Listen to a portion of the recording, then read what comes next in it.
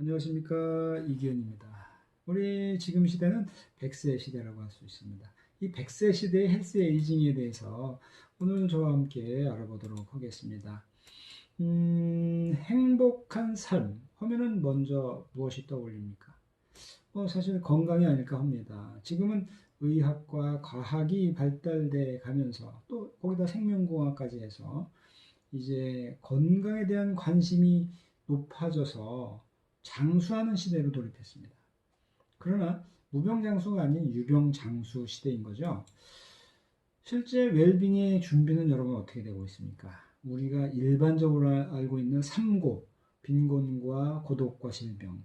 그 중에서 가장 무서운 것이 또 질병이 아닐까 생각이 듭니다. 사실 이제는 삼고가 아니라 사회학적으로 볼 때는 사고로 들어가서 역할 상실이라는 것까지 해서 사고에 들어간다 하지만 여기서는 우선 질병에 관한 것만 먼저 알아보도록 하겠습니다. 건강할 권리도 인권이다. 헛 말씀 들어보셨습니까?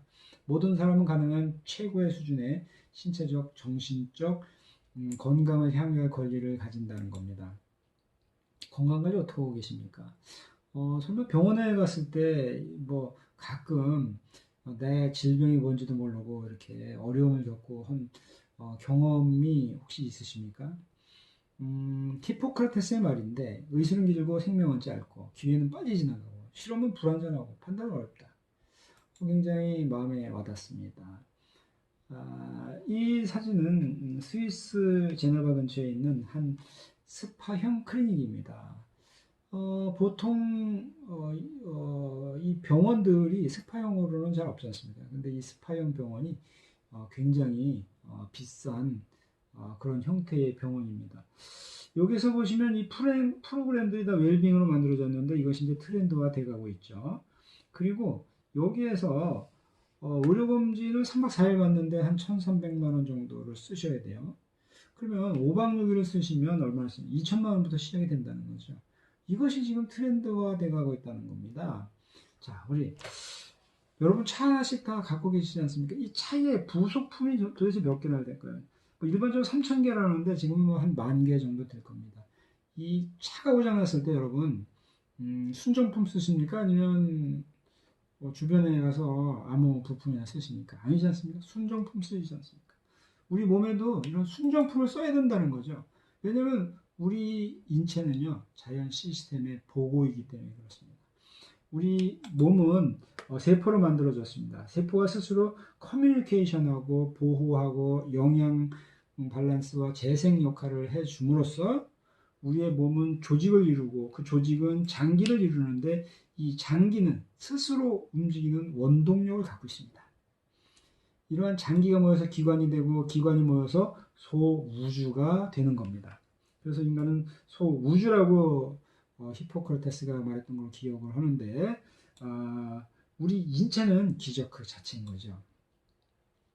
우리 인체는 206개의 뼈, 400개의 골격근, 650개의 근육, 또 정자와 난자 2개의 세포가 모여서 이제는 70조에서 100조 개가 이르는 한 인간의 몸을 형성하고 있는 거죠. 그런데 그 세포마다에 또 46개의 염색체가 또 들어있고 또 세포마다 표면에는 10만 개의 당사슬이 있고 우리의 구조는요 엄청나게 분해해보면 크고 광대한 걸 느낄 수가 있습니다. 자, 이런 것을 배경으로 해서 우리가 인간이 딱 세 가지만 실천하면 잘 살 수가 있다는 거죠. 그래서 제가 오늘 요약해서 딱 세 가지만 실천합시다 하는데 뭐냐면 잘잘잘 걸먹자 이겁니다. 걸먹자 하나씩 알아보겠습니다. 자, 잘 걸어다니자 하는 얘기인데요. 왜냐하면 하버드대 공중보건대학 연구팀 조사를 해봤습니다. 꼭 1000보를 걸어야 되지 않는다는 얘기를 하고 싶은 거예요. 2700보를 걷는 그룹보다 조금 더 걸으면 어떤 일이 일어나냐면 4400보 할 때 사망률은 41%가 떨어지고 5900보에서는 46%, 8500보에서는 58%나 감소한다는 거예요. 그런데 연구 결과 보면 실제 8,500보도 아니에요. 7,500보만 걸으면 된다는 거죠. 신체 활동만으로도 뇌용적까지 커진다는 거예요. 1시간만 운동할 때 0.02%. 그런데 빨리 걷기와 그런 거 말고 그냥 적절한 운동을 매일 10분에서 19분 정도 하는 사람만 어떤 효과가 일어나냐면 10분 동안 하지 않는 사람에 비해서 뇌용적이 0.29%나 커진다는 거예요. 그리고 이건 보스턴 대학 연구팀에서 조사한 건데 7,500분만 걸어도 뇌용적은 커진다는 거예요. 이 정도 못하시겠습니까? 해야죠. 앉아있을수록 심혈관이 걸릴 위험이 높다는데 1시간 앉아있으면 12%나 증가한다는 거죠. 오래 앉아 있는 사람들의 습관을 봤더니 그냥 일어났던 사람보다 54%나 더 위험하더라. 이렇게 나와 있는 거죠. 그래서 앉아있는 시간을 잠시 끊어주는 그런 것만으로도 심폐 건강에 도움이 된다. 또 운동을 하면요, 폐 대장이 좋아진다. 이게 당연한 얘기일 것 같습니다. 운동을 꾸준히 하면 폐암 발생률이 77% 떨어지고요, 대장암 발생률은 89%나 떨어져요. 근데 운동을 한다고 해서 뭐 자전거, 등산, 수영, 달리기 이렇게 과격한 유산소 운동을 또 생각하시는 분들이 있는데 이게 본인의 상태에 맞지 않으면 오히려 독이 될 수도 있기 때문에 본인에 맞는 운동을 적절하게 하시는 것이 좋습니다. 자, 두 번째, 잘 먹고 잘 배설하자 하는 건데 먼저 어떻게 먹어야 되는지에 대해서 얘기해 보겠습니다. 건강은 한 번 얻었다고 해서 평생 가는 것이 아닙니다. 건강은 가꾸어지고 유지되어지고 또 우리가 섭취하는 것과 관련이 있다는 거죠. 우리가 섭취하는 대로 몸이 변해가기 때문에 식이요법에 대해서 관심을 둘 필요가 있습니다. 그런데 식이요법 말고 우리가 약으로만 해결하려고 하시는 분들이 많아요. 이게 보건복지부 조사에서 보니까 실제로 노인 10명 중 3명은 5가지 이상의 약을 먹고 있더라 하는 겁니다. 아마 여러분의 주머니에도 혹시 약봉지가 들어있지는 않으십니까? 자, 그런데 의사들의 고백이 있어요. 내 몸을 치료하려고 했다는 거죠. 본인도 뭐 당뇨병이 있고 혈압이 있고 뭐 이런 게 있으니까. 그런데 펜을 들어봤더니 스스로한테 처방할 수 있는 약이 없더라는 거야. 내가 나한테 처방을 해보니까 이거는 이래서 안 좋고 이건 저 안 좋고 안 좋은 거 부작용이 생각이 나는 거죠. 자, 세상에 부작용 없는 약은 없는 겁니다. 뭐 이게 그 미국 의학협회지 뭐 가장 권위 있다고 뭐 얘기할 수가 있습니다. 자마지가 여기에 충격적인 논문이 발표된 적이 있어요. 이번 환자에게 나타난 약물의 부작용 발생률인데 미국 통계지만 30년 동안 한 해 평균 220만 명이 약 부작용으로 입원하고 그 중에 10만 명은 숨진다는 거예요. 여기 스트랜드 박사가 쓴 책, 약이 사람을 죽인다는 책에 보니까 약 부작용으로 심장병과 암에 이어서 미국의 3번째 원인이다. 사망 원인이다. 이렇게 얘기를 해요. 연간 사망자 수가 베트남 전쟁이나 9.11 테러 때보다 훨씬 많다는 거예요. 약의 위험성을 이렇게 말씀하고 있지 않습니까? 약의 부작용 사례, 여기 일일이 열거하지 않아도요, 여러분, 약의 부작용 사례는 뭐 늘 있습니다. 부작용이 없으면 약이 아니기 때문에 그렇죠. 네. 자마지 얘기 또 한번 해볼까요? 이제 성인의 만성질환 예방에 비타민을 생각을 하라는 거예요. 음식만을 충분히 섭취하지 못하기 때문에 서플라이먼트, 영양 보충제로 섭취하는 방안을 제시하고 있는 거죠. 모든 것에는 근원이 있습니다. 이 나무의 모습에 건강한 모습이 나뭇잎이 시들듯이 우리에겐 암이나 뭐 심장질환, 뭐 호르몬 불균형, 뭐 여러 가지 질병이 보일 수가 있는데 그 근원에는 뭐냐면 뿌리에서 올라온다는 거죠. 뭐 염증이 있고 스트레스가 있고 독소가 있고 운동 부족이 있고 무슨 이런 것이 있지만 그 중심에 뭐가 있냐면 바로 영양 결핍이 있다는 겁니다. 이 영양 결핍으로 인해서 온몸에 나타나는 증상들이 나올 수가 있다는 거죠. 그러면 그 영양소가 약이 되는가? 네. 히포크라테스 의성이죠? 의학의 아버지. 음식이 약이 되고 약이 음식이 되게 하라. 이게 아주 명언입니다. 그리고 음식이 못 고치는 병은 약도 못 고친다. 이런 말씀을 하셨어요. 16세기에 넘어가서 파라셀수스, 이분은 왜 유명하죠? 약을 만드신 분이지 않습니까? 화학약을 만드신 분. 네. 그래서 독성학의 아버지라고도 부르고, 약학의 아버지라고도 부르고, 뭐 이렇게 부르는데, 이분이 뭐라고 했냐면, 독이 없는 약은 존재하지 않으며, 네. 모든 약은 독이다. 이렇게. 약과 독의 용량의 차이일 뿐이다. 약과 독은 용량의 차이일 뿐이다. 이런 말씀을 했어요. 근데 이분들이 무슨 말을 했냐면, 인간은 태어날 때부터 몸속에 백인의 명의를 지니고 있다. 의사인 우리가 할 일은 이들의 명의를 돕는 일이다. 이렇게 말씀하셨죠. 그 다음 16세기에 파라셀수는 뭐라고 얘기를 했냐면, 신은 우리를 치료할 수 있는 물질을 자연에 두셨다. 과학이 할 일은 그것을 찾아내는 일이다. 이렇게 말씀을 하셨었어요. 자, 그럼 영양제가 과연 치료로 쓰일까요? 다리가 붓고 마비가 되는 각기병에는 B1보다 좋은 게 없고, 피부병에는 B2보다 좋은 게 없고, 궤혈병에는 비타민 C보다 좋은 게 없고, 또 등이 약해지는 구루병 뭐 이런 거는 비타민 B보다 더 좋은 게 없고, 네, 임신이 안 될 때 불임증에는 비타민 E, 상처 비타민 K, 이보다 더 좋은 약은 없다는 거죠. 사실은 영양으로 치료가 된다는 거예요. 그렇지만 영양제가 치료제입니까? 아니죠. 왜? 영양제는 독이 없으니까 약이 될 수가 없는 거죠. 자, 건강관리는 영양소의 징검다리를 건너는 것 같다. 뭐 제가 정의를 했습니다. 건강을 건너가는 거, 이 징검다리가 돌로 되어 있는 거고 이렇게 스펀지로 되어 있는 거고 어떤 것이 안전하겠습니까? 건강의 이 다리들은 각각 필수 영양이라고 생각하시면 될 것 같습니다. 필수 영양을 충분히 섭취해서 다리가 튼튼했을 때는 이 건강을 지켜나갈 수가 있다는 거죠. 이 실제 사례를 볼까요? 이게 뭐 금호강에서 있었던 건데 굉장히 많은 예산을 들여서 징검다리를 놨었습니다. 그런데 홍수가 나면서 이게 이 무거운 돌다리들이 떠내려갔다는 거죠. 전 여기서 큰 교훈을 얻었어요. 영양소의 징검다리를 아무리 잘 해놔도 밀려오는 스트레스와 과로에는 쉽게 유실될 수 있다. 아주 큰 깨달음을 저도 갖고 바로 이거구나. 영양은 한번 채워졌다고 해서 되는 것이 아니라 관리 유지가 더 중요하다. 마찬가지입니다. 징검다리나 마찬가지라는 거죠. 자, 건강을 유지하려면 이게 이제 식품 피라미드에 맞춰서 하는데 과거에는 이렇게 됐었어요. 근데 이게 조금씩 변했지만 뭐 이렇게 변화된 것이 이제는 골고루 먹어야 된다는 거예요. 뭐 지방을 뭐 이게 옛날처럼 또 적게 먹고 그런 게 아니에요. 비율이 맞아야 된다는 거죠. 나이가 들수록 챙겨 먹어야 될 영양소들이 여러 가지가 있습니다. 그 중에서 뭐 글리코연소 오메가3, 뭐 분지 아미노산의 단백질, 그 다음에 비타민 B2 같은 것들 잘 못 찾아 먹던 거, 그 다음에 프리바이오틱에는 신바이오틱을 먹어라 하는 얘기. 여러분 근데요, 채소와 과일을 안 먹어서 심장병으로 죽는 사람들이 있다는 거 믿어집니까?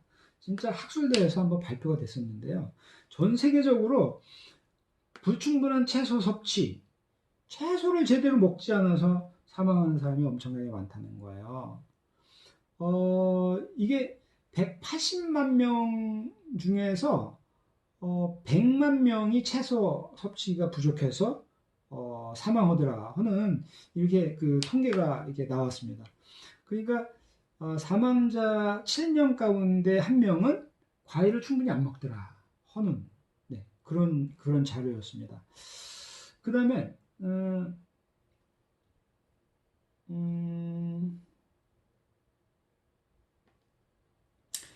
네. 그 다음에 이제 과일이죠. 과일 섭취도 충분하지 않아서 이렇게 그 심혈관 질환으로 사망을 한다는 겁니다. 과일 섭취로 인해서 130만 명이 뇌졸중에 관계가 된다. 네. 해마다 불충분한 과일을 섭취를 하는 바람에 130만 명이 뇌졸중에 사망을 했고 52만 명 이상은 심장 관상동맥 질환으로 사망한다고 추정을 했습니다. 물론 뭐 2010년도 자료지만 그 다음에 야채를 불충분하게 섭취함으로써 20만 명이 뇌졸중으로 80만 명 이상이 관상동맥 질환으로 사망을 하게 됐다 하는 집계가 있습니다. 또 이 불충분한 과일, 야채 섭취로 인한 영향은 소비량이 가장 적은 국가에서 많이 커졌다. 이렇게 나타나는 거죠. 하여간 뭐 이런 것을 볼 때 우리는 과일과 야채도 반드시 섭취해줘야 된다 하는 걸 알 수 있습니다. 그런데 문제는요, 영양분이 감소했다는 거예요. 그 1950년대 기준으로 해서 사과 하나 먹으면 철분을 충분히 흡수할 수가 있었는데 이제 98년에 조사를 해봤더니 26개를 먹어야 이 철분을 채울 수가 있다는 거예요. 우리가 뭐 소도 아니고 이걸 어떻게 다 먹겠습니까, 진짜. 그런데 뭐 과일뿐만이 아니에요.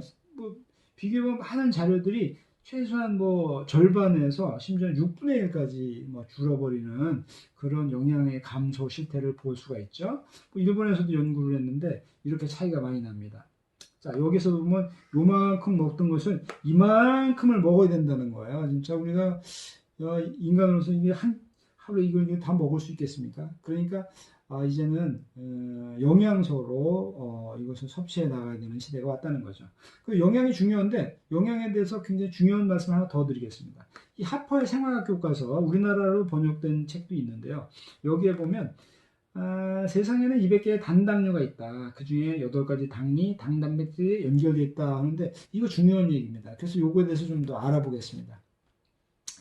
그 당단백질, 이 당단백질은 세포에 붙어 있는 당, 요 선모처럼 붙어 있는 당, 이것이 단백질인데 이 당단백질의 표면을 살펴보면 이렇게 인지질이나 단백질로 구조해서 여기서 이렇게 선모가 붙어 있는 거죠. 이것이 당단백질인데 이 마치 구슬같이 생겼다는 거야. 더 확대를 본 거죠. 그랬더니 이것이 8개의 당이더라는 거야. 교과서에 나왔던 얘기죠. 자, 이것이 무슨 일을 하냐? 내추럴즈에 발표된 자료에 보니까 이 글라이코 프로테인이 호르몬과 소통을 하고 톡신, 바이러스, 박테리아 이런 것을 방어 소통을 한다는 거죠. 네, 그 다음에 셀과 셀의 그러니까 세포와 세포가 서로 교통한다는 거예요. 자세히 한번 알아보겠습니다. 이렇게 서로 소통할 때 전기 신호가 일어나서 의사소통을 해서 정보 교환을 한다는 건데 이것은 우리가 전에도 배웠었어요. 과학 시간에 보니까 당이 전기 신호를 주고 있다는 거 배웠지 않습니까? 자, 이렇게 해서 선모가 제대로 있는 백혈구 세포는 정상인데 이 선모가 훼손되든가 뭐 또 이렇게 잘못 결착돼서 이렇게 된 것은 암세포들라는 것이 이미 밝혀졌고요. 그러다 보니까 이렇게 그 선모형 단백질이 충분한 것은 건강한 세포고 이렇게 부족한 것은 병든 세포가 되더라. 그리고 MIT 공대 저널에서 보면 10대 신기술을 발표한 적이 있어요. 세상을 이끌 10대 신기술. 여기에서 유일하게 생명공학 분야가 들어있다는 거죠. 나머지는 다 IT 분야인데 거기 글라이코바이올로지 당학이 들어있어요. 여기에서 이 담당자 제임스 펄슨 박사인데 이분이 한 얘기가 있어요. 만약에 너가 글라이코살리스 당화가 없다면 아까 말씀드렸던 그 선모들 글라이코 프로테인을 만들어주는 과정이 없다면 너의 생명도 없다. 네, 생명이 없다는 거죠. 그래서 이분이 이끌 그 신기술을 가지고 국책 사업을 연구를 하시는데 과제가 뭐냐면 여기에서 보면 질병에서 당화 수용체, 뭐 당에 대한 것을 연구한다는 거죠. 미국에서 400억 달러를 받아서 이걸 연구를 하는 거예요. 굉장히 중요하지 않습니까? 자, 석세스지에서도 말을 하는데 우리가 의학의 혁명은 천연두 백신을 발견하고 페니실린을 발견하고 DNA를 발견한 거. 그 다음에 1996년도 중요하니까 기억해 두시고요. 그때 글리코폼을 발견하고 글리코 영양소를 분리하는 데 성공한 것이 의학의 혁명이다라고 이렇게 말을 하고 있습니다.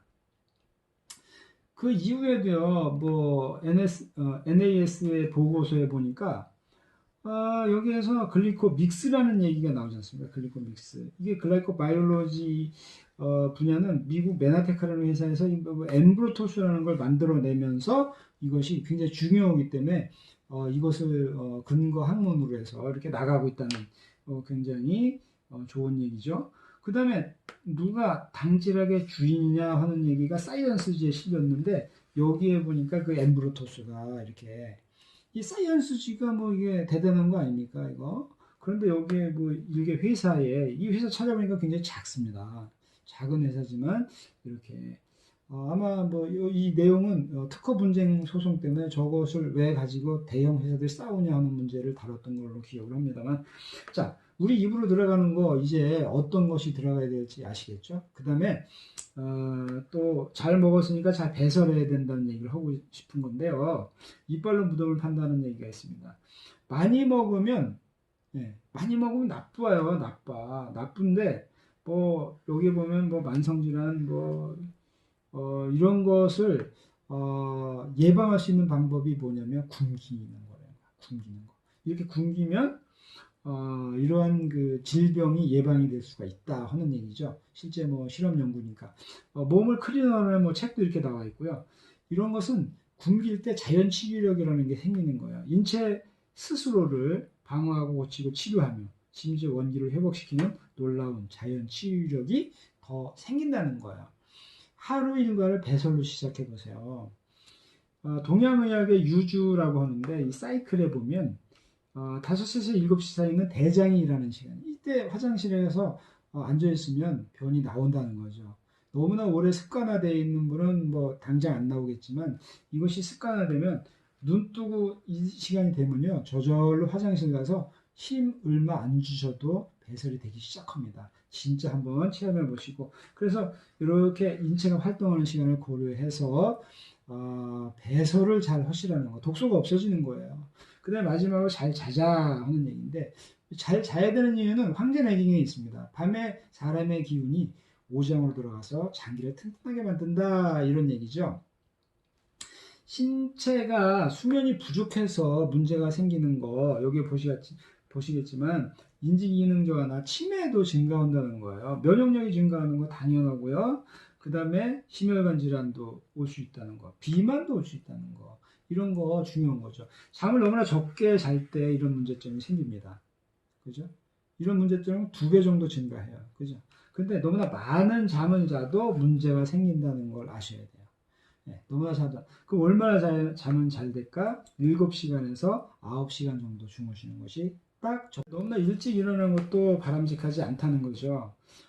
렘 수면 시간이라는 것이 있는데 이것이 대부분 연구 결과에 7시 정도까지 이어지니까 뭐 바쁘지 않으신 분들은 한 7시까지 이렇게 충분히 주무시면 렘 수면 시간을 받을 수가 있는 거죠. 자, 잠이 안 오는 이유가 몇 가지 있는데 뜻밖의 이유가 있어요. 너무나 과도하게 피로할 때도 잠이 안 오고 침실 온도가 맞지 않을 때도 잠이 안 온다고 연구 결과가 나와 있고요.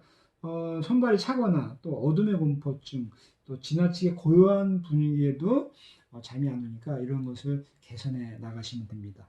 제가 강조드린 딱 3가지 실천해 보시죠. 제가 잘잘잘 하면 지금까지 공부했던 거 한번 암기해 보시겠습니다. 자, 잘잘잘 걸먹자. 아주 걸어다니자, 먹고 잘 배설하자, 잘 자자 하는 얘기를 말씀드렸습니다.